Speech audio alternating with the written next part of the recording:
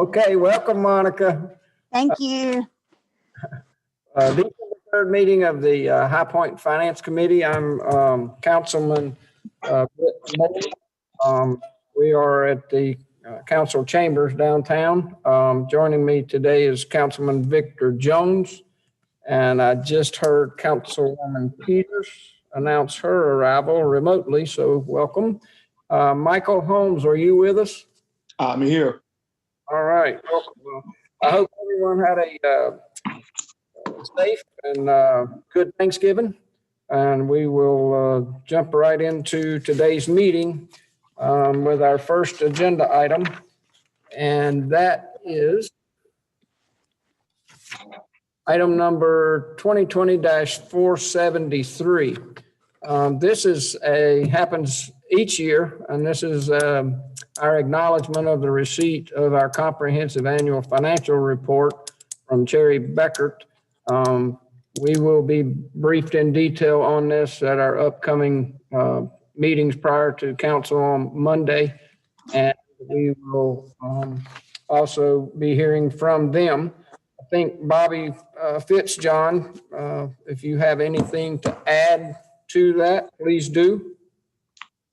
No, I think you pretty much covered it. For Councilmember Holmes' benefit, we're required annually to undergo an external audit.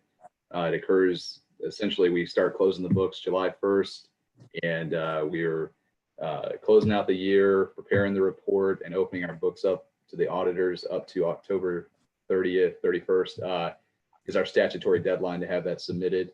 And again, we met that deadline and received LGC approval.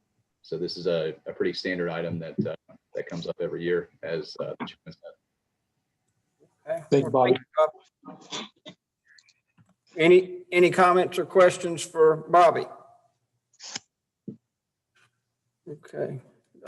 This requires a vote just on its acceptance. After the presentation, I believe last year we looked it up and you called for a motion to acknowledge receipt. And then that was how it went down. Okay. So that'll be voted on Monday. Okay.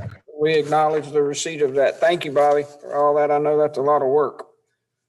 The next item is 2020-474. This is a state purchasing contract 725G. It's concerning Motorola radio purchases, and Eric Xavier is here to speak on that. Yes, good afternoon, members of the Finance Committee. This contract is... Mr. Xavier, do you mind removing that further? Sure. Thank you. Good. Yeah, I think you're good. 6 feet, plenty. You're good.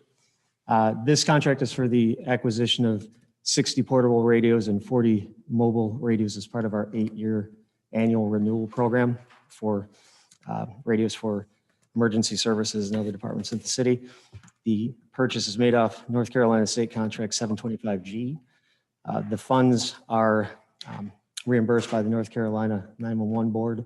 Those are funds that are derived from the 911 service fee on everybody's phone bill. And the amount of this contract is $420,000.60. Okay. Everybody clear on that and the flow of the funds and where that's kind of like a reimbursement. Everybody understand that? Any comments or questions? Seeing none, I'll make a motion to approve item 2020-474. Second. There's a second by Councilman Holmes. Jones. I meant Jones, I'm sorry. I got a glass partition in between me here. So we'll do the roll call. Councilman Holmes, how do you vote? Aye. Councilman Jones? Aye. Councilwoman Peters? Uh-oh. You with us, Councilwoman Peters? Y'all see if y'all can get her reconnected. I vote, Councilman Moore is an aye, so that motion passes.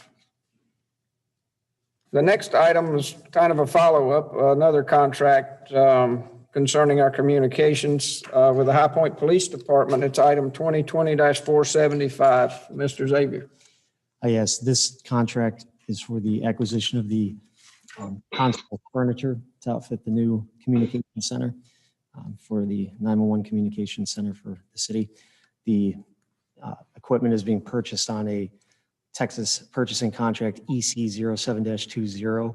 These are funds that are reimbursed by the North Carolina 911 board. Those funds, again, are derived from the 911 service fee on your phone bill.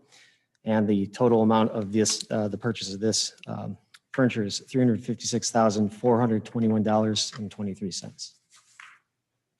Any questions or comments on this? It's expensive. Yes. Yeah. Is this not a local provider?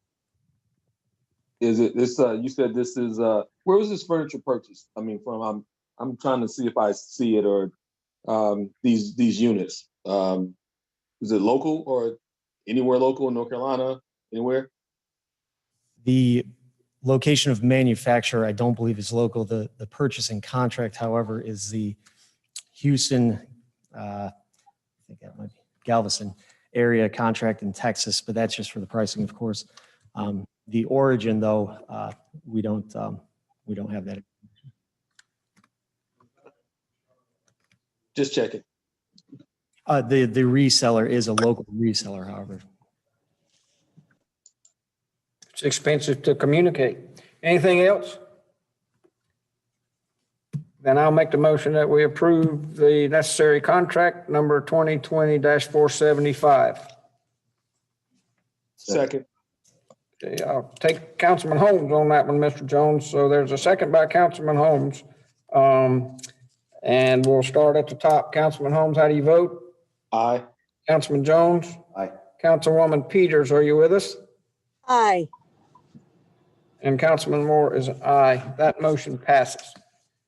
Item 2020-476 is 911 equipment contract. Again, Mr. Xavier will follow up with this. Yes, thank you. This final contract is for the acquisition of 16 Motorola radio consoles. This is equipment to outfit the new 911 center. This for the city's 911 communications center. This again is purchased using the North Carolina State Procurement Contract 725G, and the funds again are reimbursable by the North Carolina 911 board, which again funds are derived from the 911 service fee on phone bills. The total purchase amount is $1,317,080.85. Any comments or questions? Motion to approve.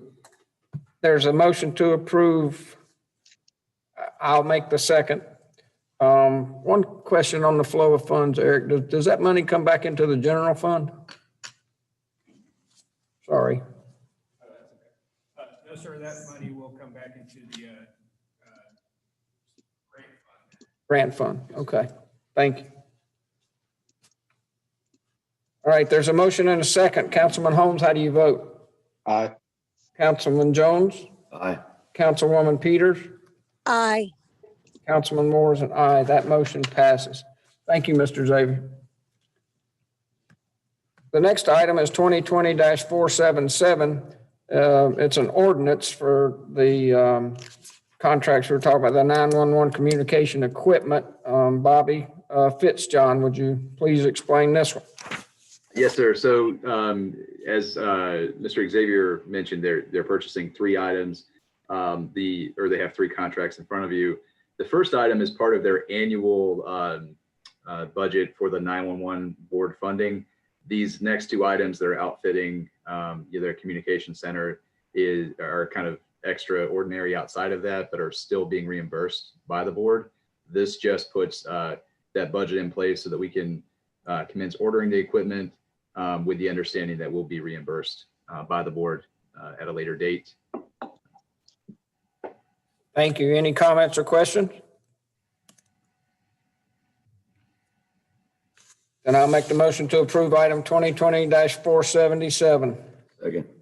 The motion and a second by Councilman Jones. Councilman Holmes, how do you vote? Aye. Councilman Jones? Aye. Councilwoman Peters? Aye. Councilman Moore is an aye. That motion passes.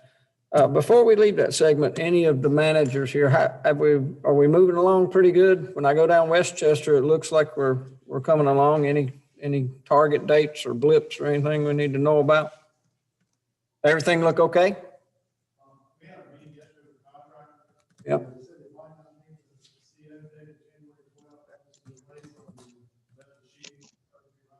Uh-huh.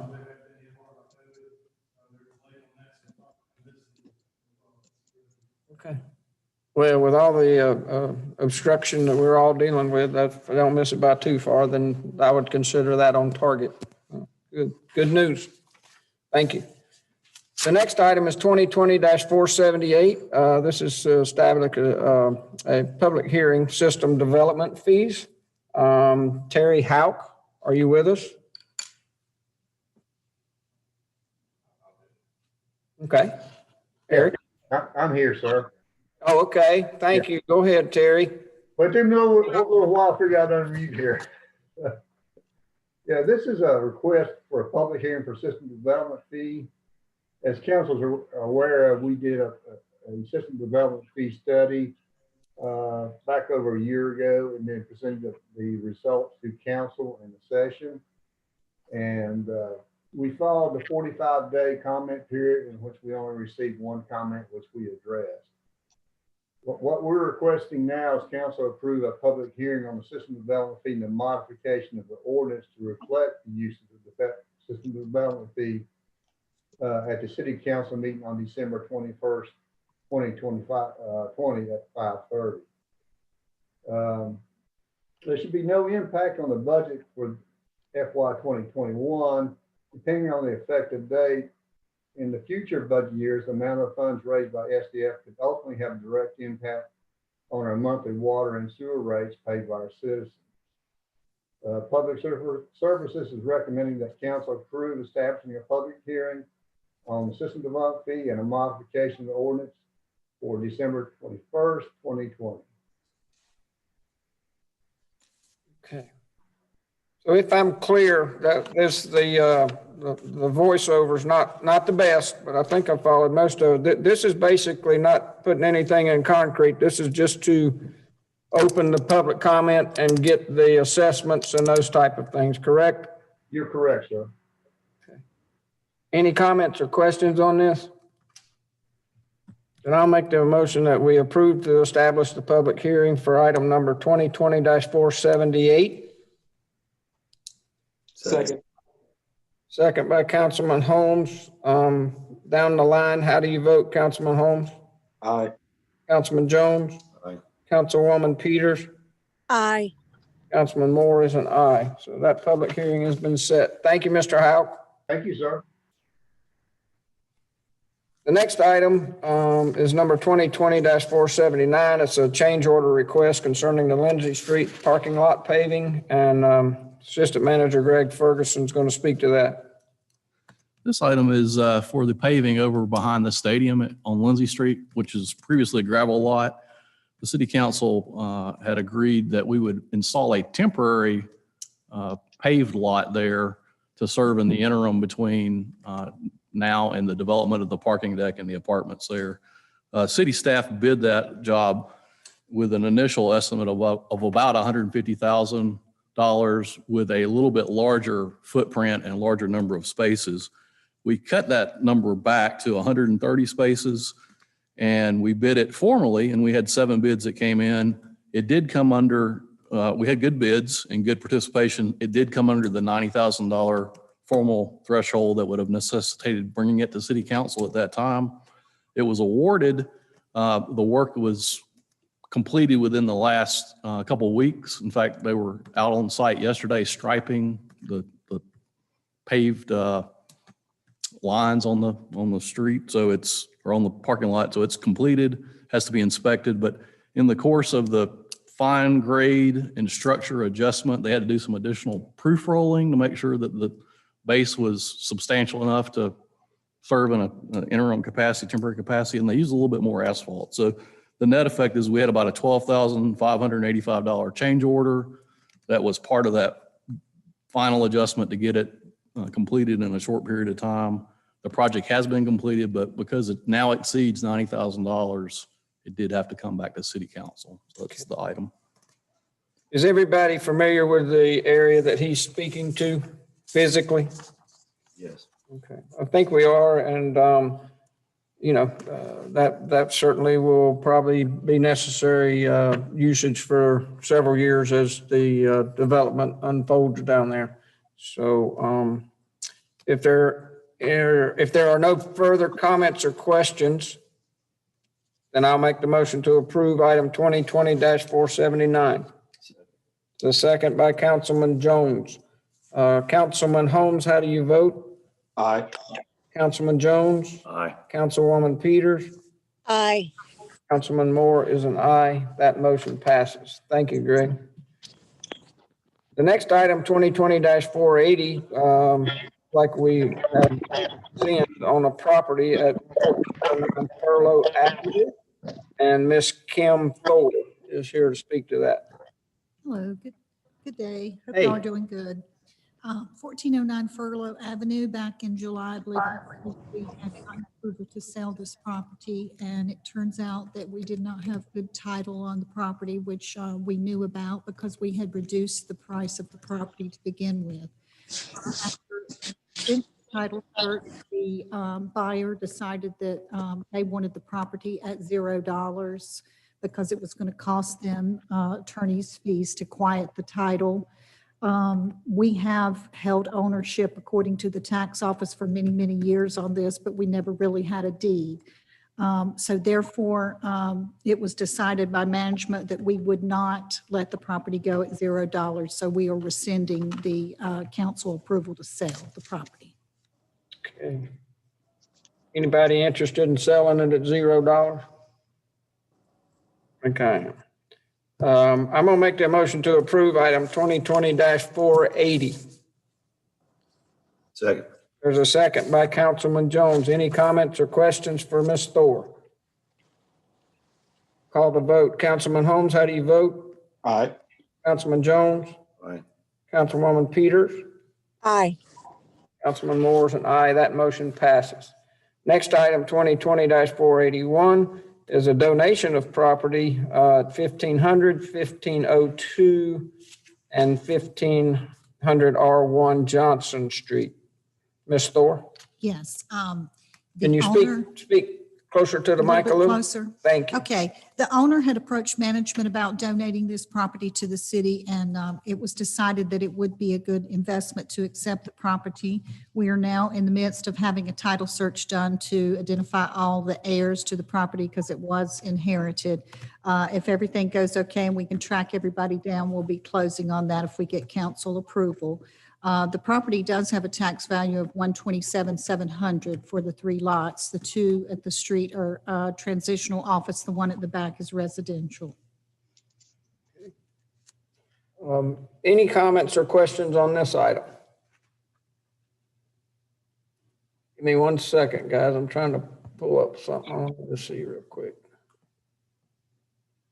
Okay, I've got it. All right, seeing none, I'll make the motion to approve item 2020-481. Second.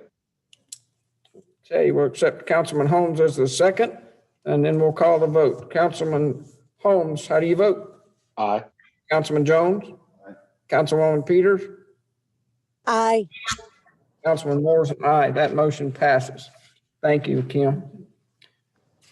The next item is 2020-482. This is a sale, resolution on sale of city property at 105 and 107 Sunset. Greg Ferguson will speak. This item, Peters Development has offered a bid of $40,000 to purchase city-owned property at 105 and 107 Sunset Drive. These properties are for orientation right across from the library on Sunset.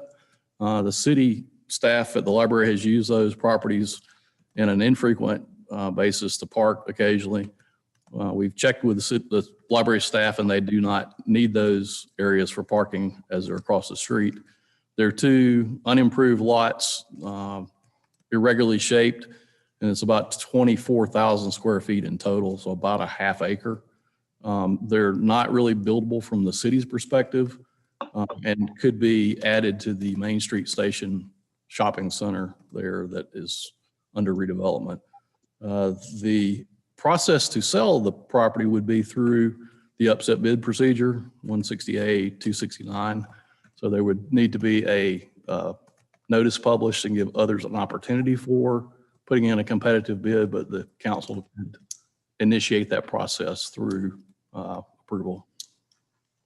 Okay. Any comments or questions for Greg? Seeing none, I make the motion to approve item 2020-482. It's a second by Councilman Jones. How do you vote, Councilman Holmes? Aye. Councilman Jones? Aye. Councilwoman Peters? Aye. Councilman Moore is an aye. That motion passes.